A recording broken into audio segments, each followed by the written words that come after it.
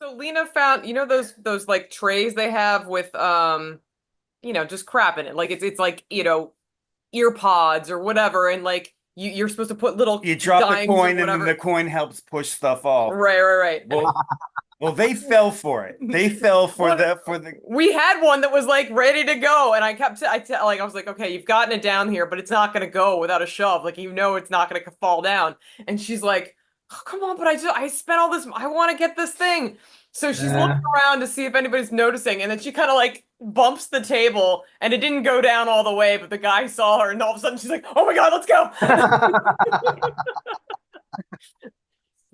No, they got taught a good You're lesson actually about gambling. describing American politics there with a wonderful analogy. Yeah. Yeah, because I think anyone who's voting for Trump is basically playing the same game. Like, well, we've nearly done it. We've nearly ended the country. But We're so close. And if we don't win, we'll give it a good kick. Or we'll just steal it. That's the other plan. He's doing lots of scary stuff, really. I am dreading Yeah. November. I didn't want to come up on this so early in the conversation, but if it doesn't go well, can we sleep on your floor? But I would say, harking back to our previous conversation, and we can't tell anyone watching what the previous conversation's content was, but I did tell you who the biggest cunt in England was, and Oh, they right. are dead. So I could ask you Oh. who the biggest cunt in America is, and by the power of our magic, They'll die. they'll die too. Oh, please. Oh, pretty please. What we'll I say, was just thinking about that. I was like, you don't want to. There's been two attempts on him, and I don't want to root for that. Like, I don't want to be that person that like roots for that. But at the same time, you're kind of like, but could you just die of a heart attack? Like, just natural causes, like maybe a stroke or something. Like, something that no one would be like, oh, they did it. The Democrats did it. But at the same time, where you'd be like, oh, well, now that problem's solved. It's not him. Yeah. There's 74 million. And that's true. There are a lot of people that support him, so that's the other part of the issue. But there is some weird effect he has on people that I don't understand. I'm hoping that a maid somewhere, actually, this is really unfair on this person in my imagination, but I'm hoping a maid somewhere in North Carolina goes into a motel room and finds him with his trousers round the ankle, we're looking at a laptop dead with something really, really grotesque lying around him. Oh, he was a bit strange. You've thought about that. I have. You've constructed a scenario. We were just watching Mad Max. You remember like the old, like the original Oh, ones? Yeah. So we introduced our daughter to Road Warrior just a week or two ago. Oh, And I yeah. was thinking, That's the second one. yeah, but we've Yeah. always had this weird fantasy with this end of the world concept. I'm like, how long has that been going on? Why are we so like fatalistic in our Well, species? well, we're going to die. Right. So sometimes we just wish that the whole thing died. Oh, okay. So you just want to light a match and bring it all with you. Oh my dear, there simply couldn't be a planet without you. But Yeah, it's all projection. It's all the Egyptian kings like burying themselves with their slaves and all their jewels and whatever they needed to have everything. They're cats. They're cats. I mean, I'll take my cat with me. I mean, Revelation is anyway. basically Mad Max in the Bible, isn't it? I mean, Yeah. I mean, as a species, we just fantasize about it all ending. It's just kind of I know what it is. It's guilt. Yeah. Projected guilt. Everybody's so guilty about the way they live that they actually, there's at least it's come to an end now. And now all the ants and cockroaches and plants can have a go. Yeah. Well, they've done a good job before. Yeah. That's why they're still living, right? That's why they've made it so long. I'm hoping the cats have their turn. I'm hoping the cats get to take over, have civilization. Oh, cats are bastards. Yeah, they are bastards. That would be a weird tough. It'll be a well-run civilization. They'll be tough. So aren't they pretty lazy? Cats are lazy. They are, yeah. And then a cat will invent capitalism, and it will suddenly all get meow. You've got to work for so many hours to be allowed to eat and breathe. Yeah. Of course. You make music and no one hears it. Is it Yeah. more selfish that you made it? Have you seen the Miles Davis answer to that question? No. where he just looks completely nonplussed that someone would ask it. Oh, Yeah. he goes, and he goes, with that voice, he goes, yeah, of course I would, man. Yeah, do music. It doesn't matter if anybody hears it or not. Yeah. It's a very cool answer, and he looks totally nonplussed. And I think that's the thing. And Yeah. you make it because what else would you do? Right. Yeah, I mean, Kurt I feel like Vonnegut, is it Vonnegut that says, practice an art no matter how badly, it's better than your job. that's true. He has lots of good quotes. I was just thinking it's like a private act of rebellion no matter what, because if you have that inside of you, you have to do it. So it doesn't really matter who hears it or not, or even if it's shit or not. Like you just have to do it. Yeah, yeah. I think, yeah, I mean, there's a Steve Jobs quote, which is interesting, but veer from Miles Davis to Steve Jobs. Real artistship, this idea that if you're a real artist, you'll actually make something and put it out there. And I think that doesn't mean it has to have an audience. That means that there's just if you're a real artist, you've got to make the thing, not just talk about it for years or faff around. Because the real test is actually in completion. But that doesn't mean that something that's been listened to by 1 million people is more valid than something that only 3 people have listened to, because most of my favorite music's probably got less than 200 or 300 fans. Maybe not that much, but you know what I mean. I mean, yeah, but you're an obscurist. I am an obscurist, yeah. But no, I mean, there used to be that thing. Did you have it over there when you were at school? Like, if you'd like a band, and then when they got popular, you'd hate them. Oh yeah. Oh yeah. That would happen maybe for local bands, like when we're in our 20s and we're in the group, and a band starts to do well, and maybe they start touring, and maybe a record isn't as cool as what you've heard from them, and it's like, oh, you guys are kind of selling out to the record label or something. Right. All of But that. definitely, Yeah. as an adult, I But felt isn't that way. just jealousy in a way? Because you're like, oh fuck, they got the deal. Like that's No, what we because wanted. then they blow it, because instead of in the little studio in Philly, they go to a bigger studio somewhere else, and they lose it. Oh, I understand what happens. I understand the game. I'm just saying that's not always up to them. They think that this is what they're supposed to want to have. I mean, I think that's what's nice about making music at our ages is because we don't give a shit. Like we're doing it because we want to do it. There's something valid to be said. If we were doing it for a living, we'd all starve to death. Yeah. Absolutely. I'm completely starving. So we watched a lot of your videos last night. We did a lot of binge of research. music. And this is similar to what we've been talking about, but I'll just flat out ask, why do you do it? Why do you do it? You wake up some mornings, you feel like shit. You feel like, why even go on with life? How do you do this extra, the superfluous stuff that you don't need to do to survive, to breathe? Why do you do it? I've got an answer, but I think I'll hear Pete's first. It's a compulsion. I think if you don't do it, you get ill. You know, if it's in there and it doesn't come out, where does it go? You know, and it is in there. Yeah. Right. So, I mean, the reason to do it is because, you wake up with a song sometimes, you know. Yep. You dreamt something into it, or it can come to you. Where does that come from? You know, Christy Moore quote. We're full of quotes tonight. Quote days, yeah. I think, and I said this to you when you was over in the UK with us. Christy Moore said, the songs are in the air, they're floating about. He says, you got to grab them before Phil Collins gets up.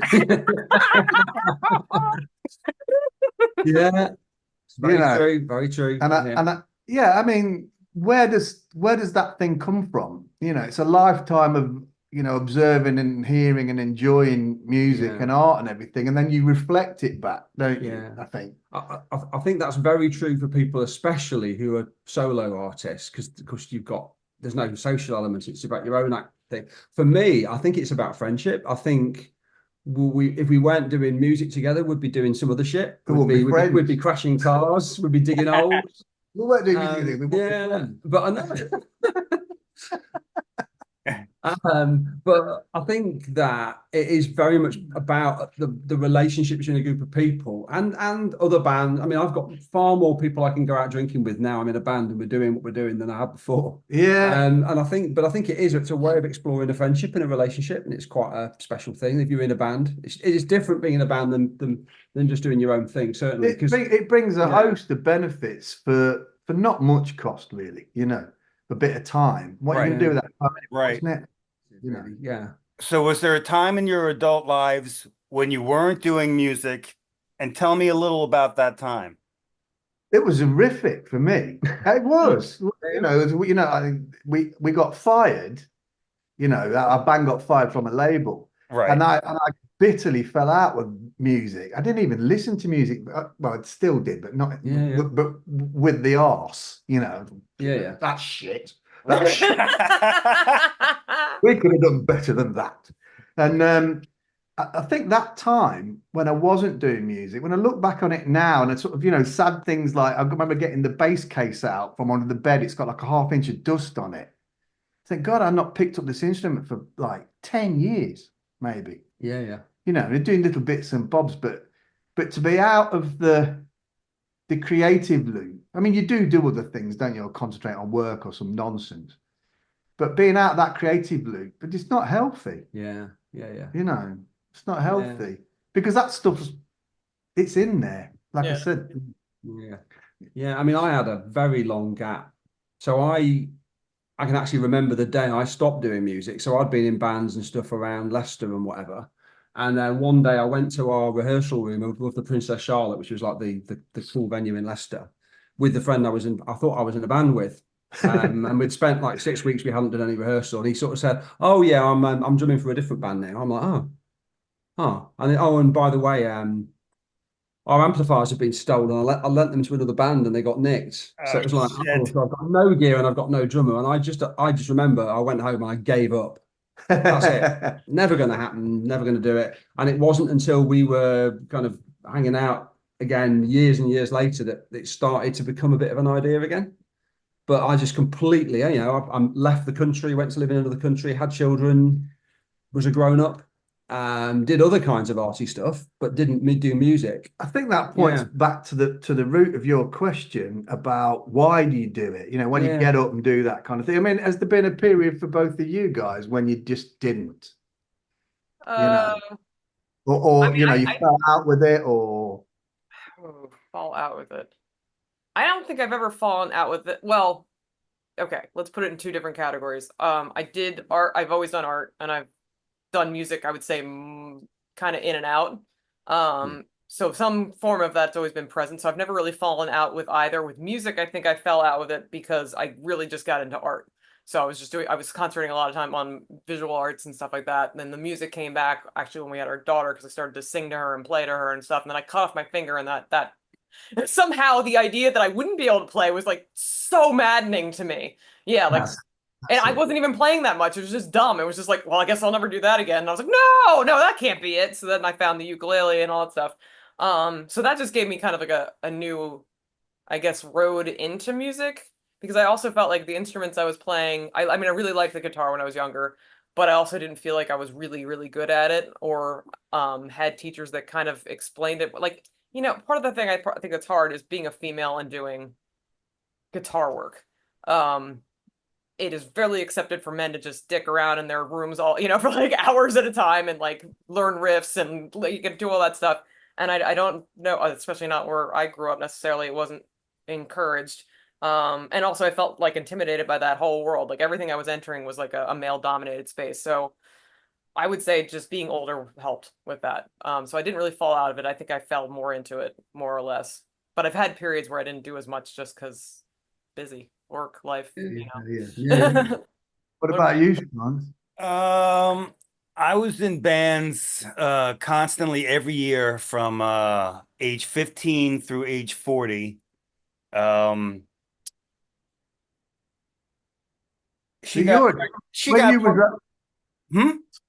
you was over here, we had this conversation, didn't we? I think we'd had a parallel experiences. Right. And then she got pregnant. I don't know how that happened, but what I liked about being in bands was having maybe a really long practice on a weekend day, working on stuff, and then going home humming like the melodies as if they've been around for decades. But when she got pregnant, I was like, am I going to do that? Am I going to spend like a whole day just for that type of thing? So it didn't seem right. And so I wasn't in bands for 10 years, but I was playing constantly. Like I won't say I developed a new style, but I never had to think, all right, I should be playing this type of thing that goes along with the band. I should be coming up with heavy things or solid things. I could just do exactly what I wanted. That's reflected in your playing now. I Yeah. don't know anybody who plays as freely as you do. So Yeah. You know, I wild, haven't isn't gotten it? away. I've gotten away from bands, but I haven't gotten away from playing. And just for my knowledge, when did you guys? When was your first practice date? Like, do you remember the date? The It year? was about last year. I mean, I call us a band, but we're not a band in a traditional sense. We're kind of a songwriting partnership, really, aren't we? I mean, well, you saw one of our very first gigs, which was really a bit of a not an accident. We just couldn't turn it down. It was too good an opportunity to play, really. So we never planned to play live, so because we never rehearsed in a traditional way. Right. So yeah, I mean, we did try going in a rehearsal room for a few weeks, and it was very odd. yeah. It didn't feel like us. It didn't feel like our thing. You know, it wasn't. I mean, with Andrew too, the three of you. you were together, and it just with Andrew too, like with Yeah. I was there. Oh, I mean, it would have been after COVID Christmas. Yeah. So we were talking about it that holiday. I just started going out with Adama, and she was kind of saying, "Look, you stop talking about it and do it." We were trapped in this bubble because we couldn't go out, you couldn't mix with people. I think I just had COVID, so I was feeling really miserable. And yeah, we just when we had previously had a late night kind of jam session where the 9 o'clock nasty name came from, but we hadn't actually done any recording. And then I think I just went on Amazon and bought the box and had to learn how to do the recording part. And we were just really writing songs for entertain ourselves. Yeah. And of course, once you've written them, well, you've got to make a YouTube channel to put it on. And then you go on Google and you see, how do I get all my songs on Spotify? And you kind of went from there. And it's been a real journey. And it really amuses me because people do kind of say, well, how do you do what you do online and everything? And that's like, I've got no idea. You know, it's trial and error repeated day after day for that's 4 years. Disingenuous. That's true though, but it is. It's no. I mean, you never know it's going to work. No, but you make a good study of it, and we're really fortunate in that. There's not, but you know what musicians are like. 90% of them are dickheads. So that's jocks. That's athletes. 90% of athletes are dickheads. Only 75% of musicians are cons. Oh, sorry, I've got my percentages mixed up. You are.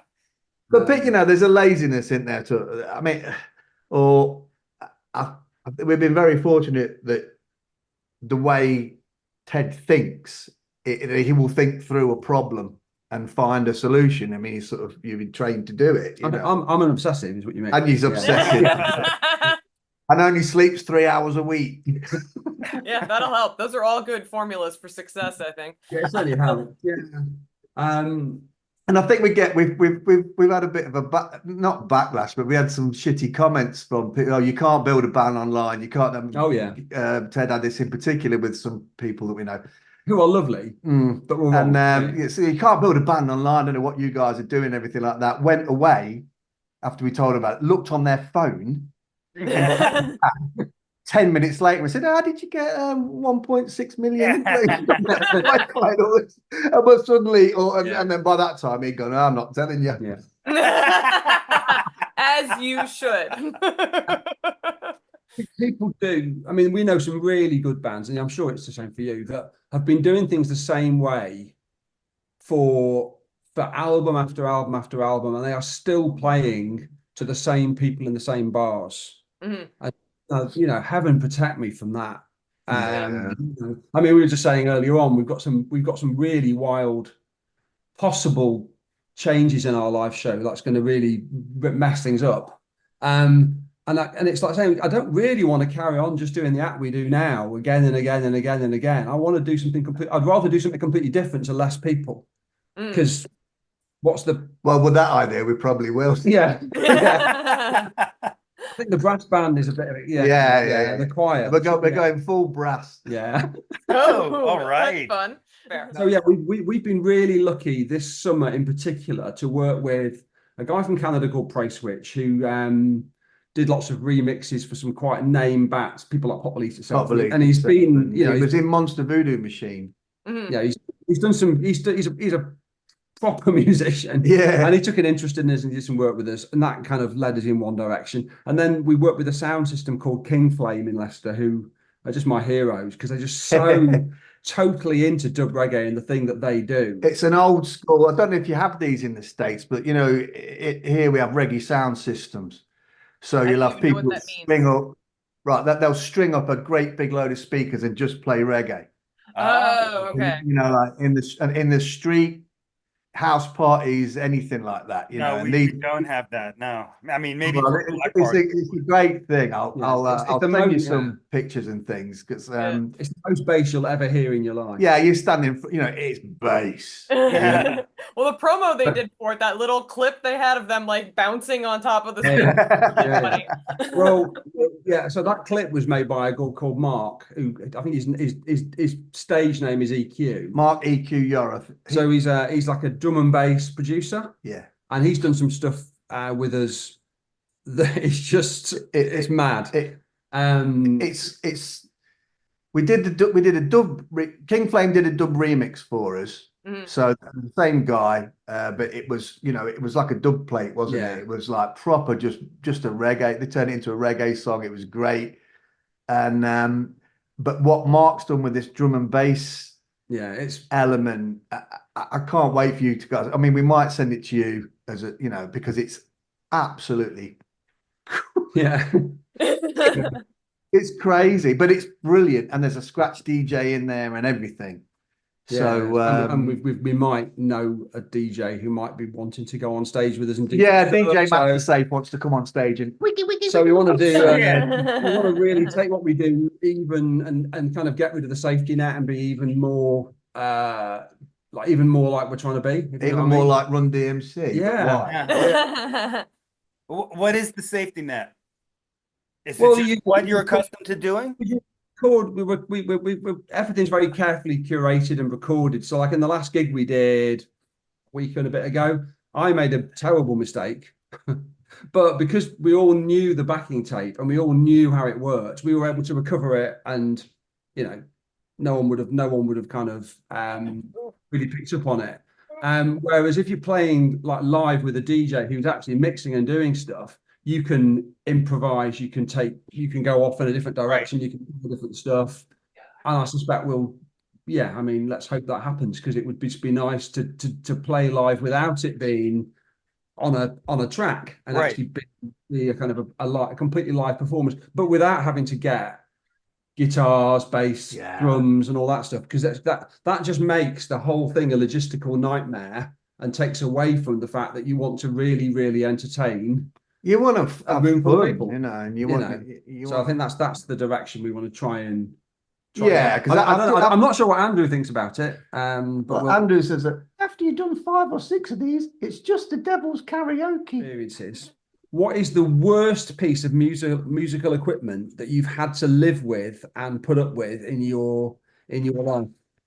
I haven't had to I guess, you know, live with anything I haven't liked, but we flew out to the West Coast to play a few shows because the guitarist had contacted this label he likes and blah blah blah. So we were flying out, and you know, I could only bring so much, and this guy was friends with do you know the band Fleet Foxes? Yeah.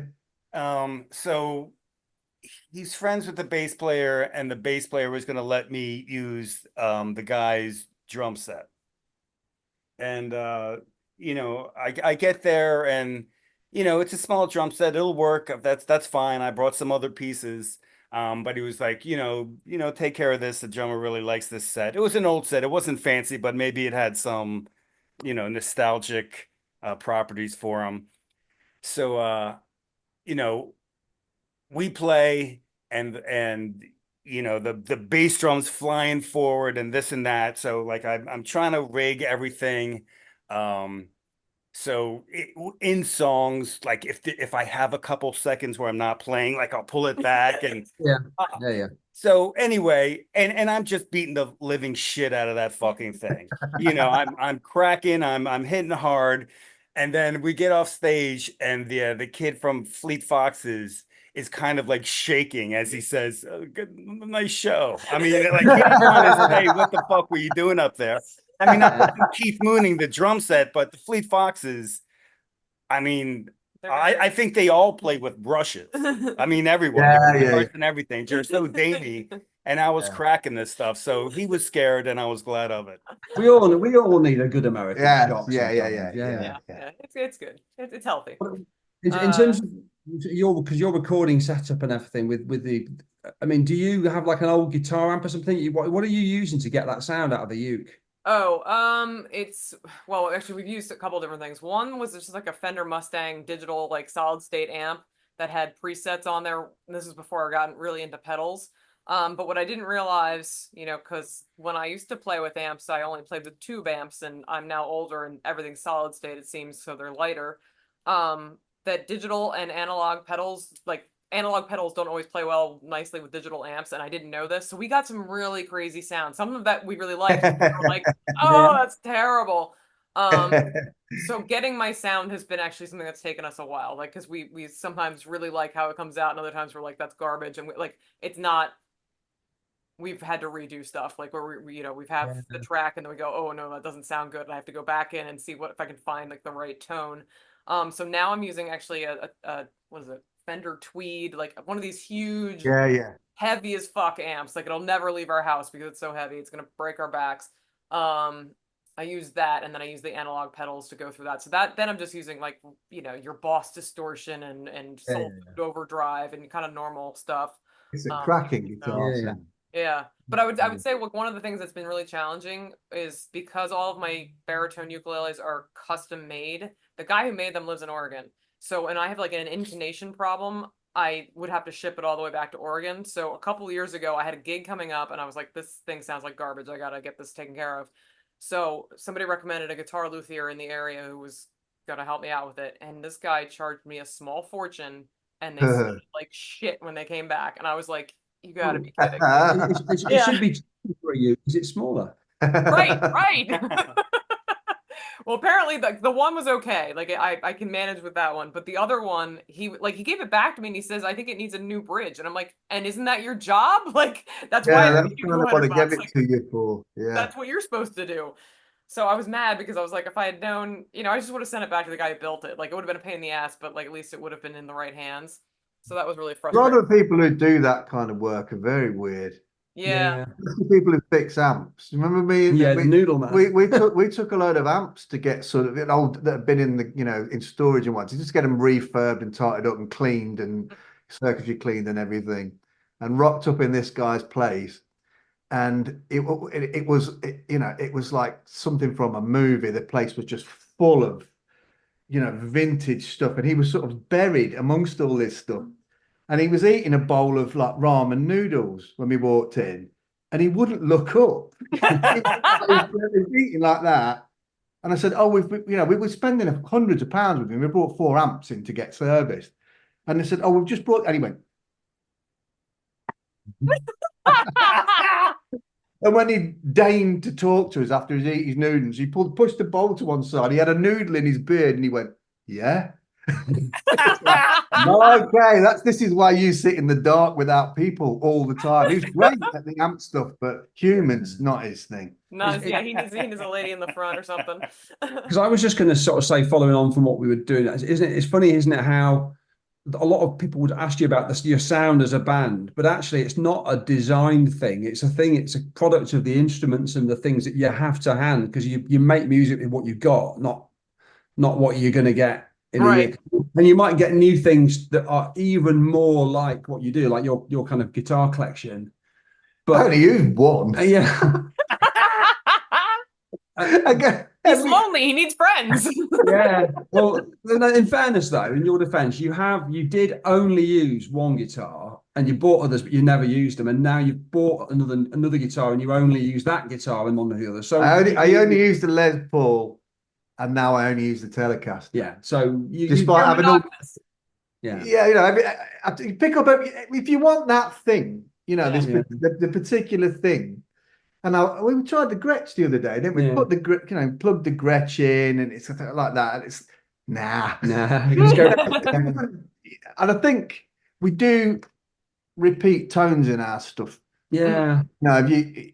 Well, sometimes you're actually trying to get back to something you have. Yeah, like what about the guitar tone from that record or the beats from that one? You know, we do sort of recycle them things because they're effective and they sound great. And we were just talking about the album that's going to come out next year, about making it thematic, about making it sound like a collection that's, you know, because the other albums have been pretty eclectic. Well, they've been patchworks. I mean, I think am I right in thinking the way you record is you write, rehearse, and then you record a whole batch of stuff with one set of kit in the same room, and then afterwards you engineer it. So it must be easier for you to kind of find that this is the sound for this body of work, because that's naturally going to happen, isn't it? Because you've got, on that day in that room, you've found what the sound you want, and then you get to work and record it. I mean, is that something you're consciously doing? Are you kind of thinking, right, for this record we want to sound a bit more this way, or because you have definitely record to record, there's definitely a progression in your sound. Yeah. I would say I wouldn't say we necessarily want to sound a certain way, but I definitely take copious notes. So like I'll know, you know, what I like. When we even start just from the very beginning, we jam on something and I'll write down exactly what I used. And then when we go back to record it, I'll use that stuff unless I think, oh no, that sounded like shit, let's change it. But I take a lot of notes so I know what we're doing. And then, I mean, sometimes it's eclectic and weird. I mean, like Lucy Ewing, which is the song that just came out. I was thinking about that one. That one sounds so bizarre because it's a tenor electric guitar pushed through a wah-wah pedal. It's got the craziest voicing. Like nothing sounds like that. And but to get it again, I don't know if I could do it. Like I don't know what happened that day. Your noise is recognizable. Yeah. Every time you put something out, you know, if I couldn't see that it was you, I would know it was you. Yeah. Oh, okay. Well, I would say that's also true of the drums as well. Although, No, I meant that. I mean, I guess with the kit, a lot of it's also the way it's mic'd up. And again, for a session, you've set it up and you're recording it. And again, but the kit sounds different from album to album. You know, there's more clarity, I think, in the sound of the kit now. You can hear the individual parts more. Maybe that's just because you're getting better at it and getting If you got to be your own everything, you know, you've got to learn it, haven't you? You know, if you got to be your own producer, editor, label, stylist. Who styled you today? Andrew? You see what shirt? Yeah, I know. We were just talking when we were listening to you guys last night. I was saying, boy, this song kind of sounds like Cypress Hill. And she was like, oh, they would like that remark.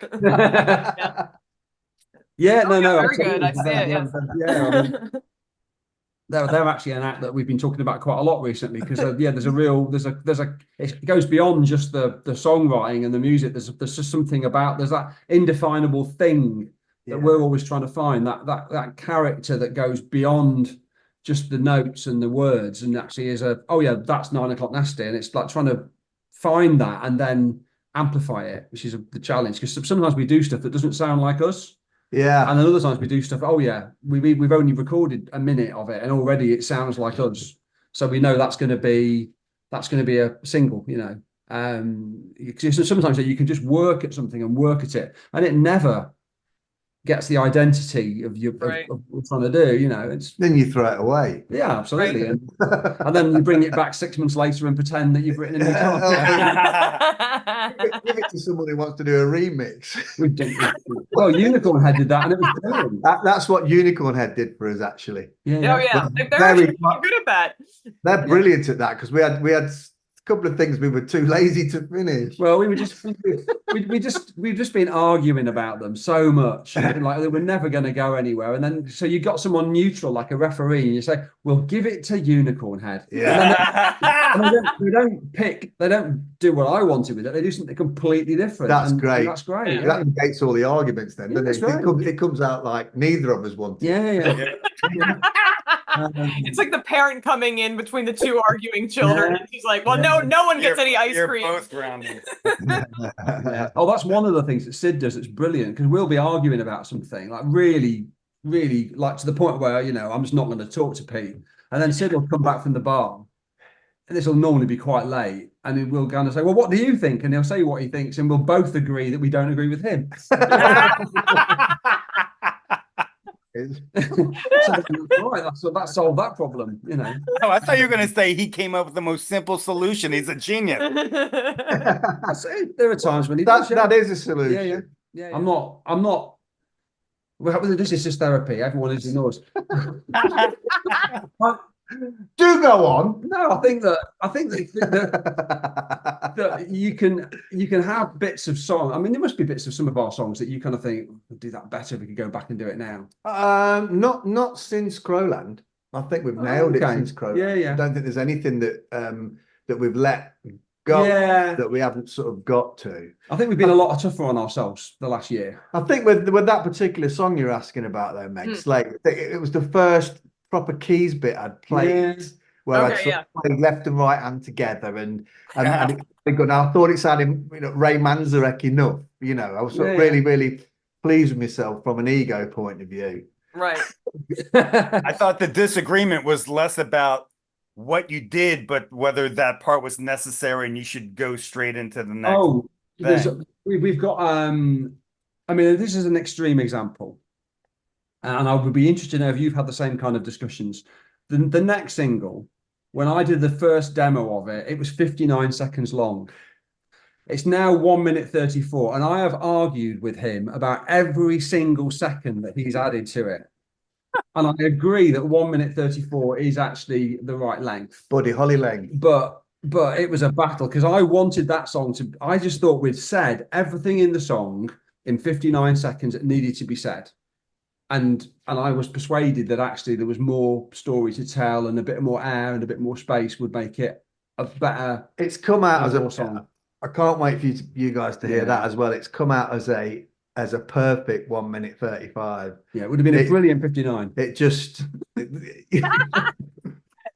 it's called Bad Vegan. Bad Vegan. Oh. So it's a belter. It's really fast. It's there's a lot of ratty guitar in there, and it's grumpy. It's grumpy. I think it's joyous. Oh, and absolutely, it's a celebration. It's a celebration of It's a celebration of failing to be a vegan.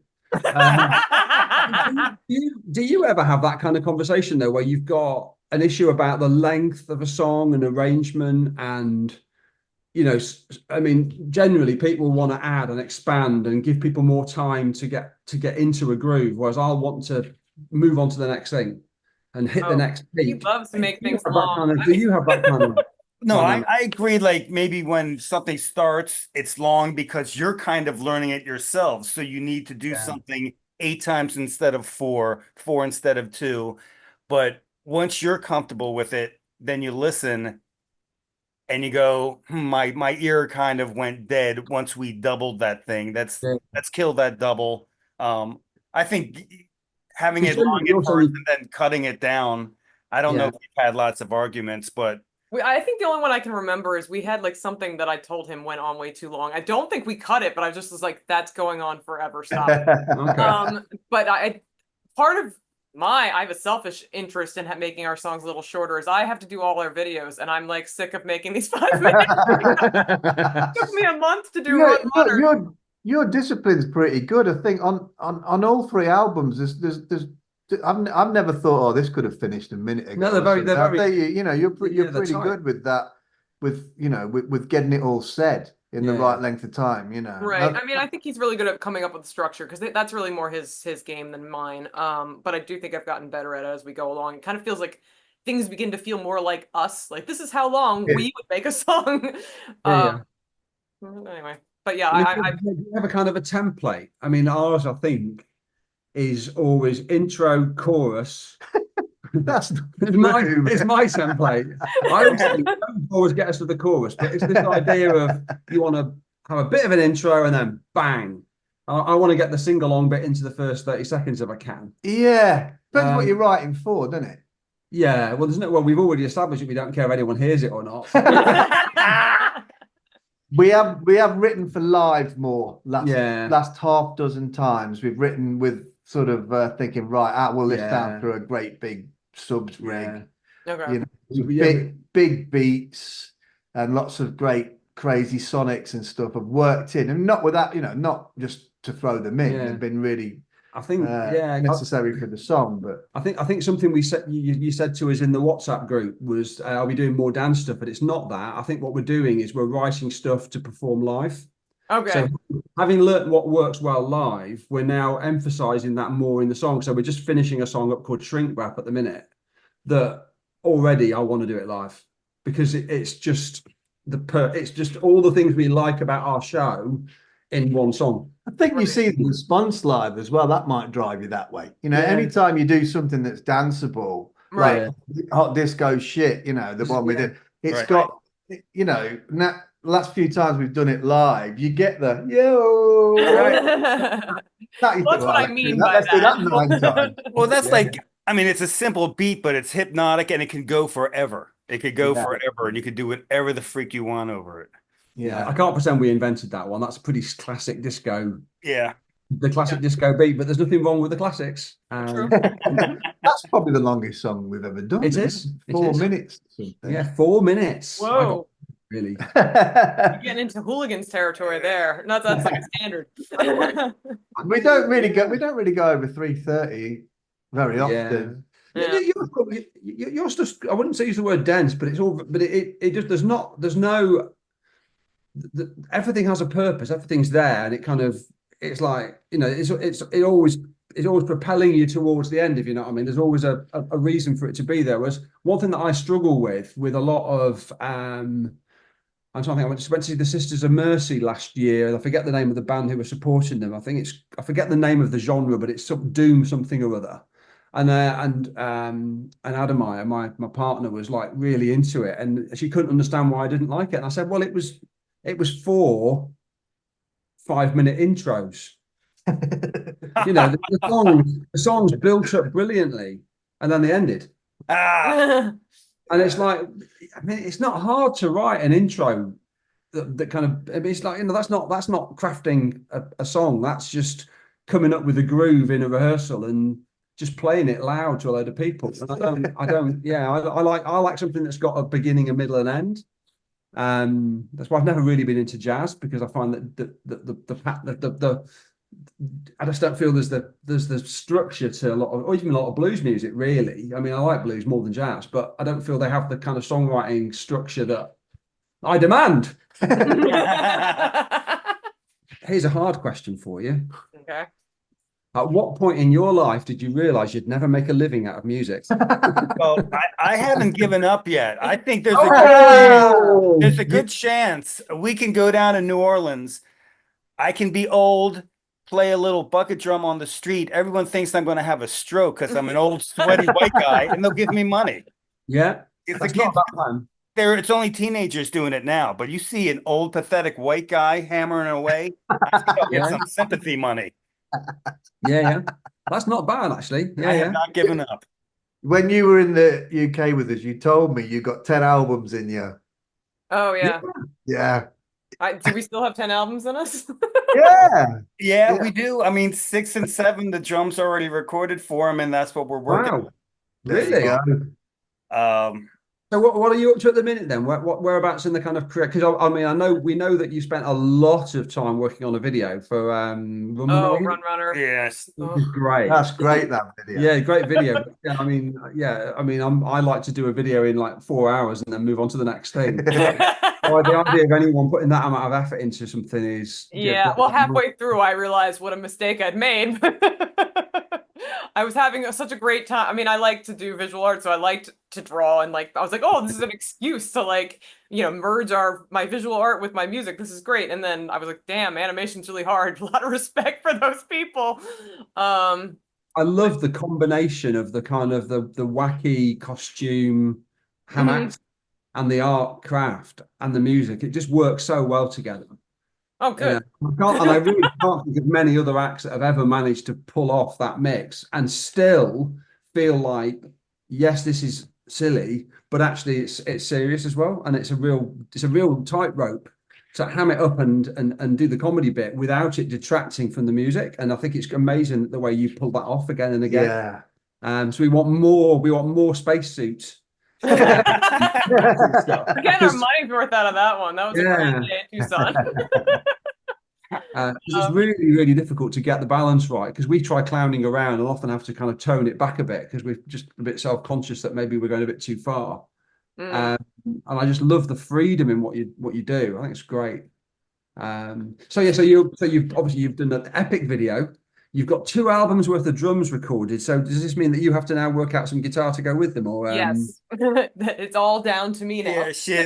Yeah, she's got a lot of stuff to do, but yeah, it's That's slogging. really interesting. You know, the real problem is trying to get things done before he's added all his little backup vocals, because we don't talk to each other about what the song's about at all.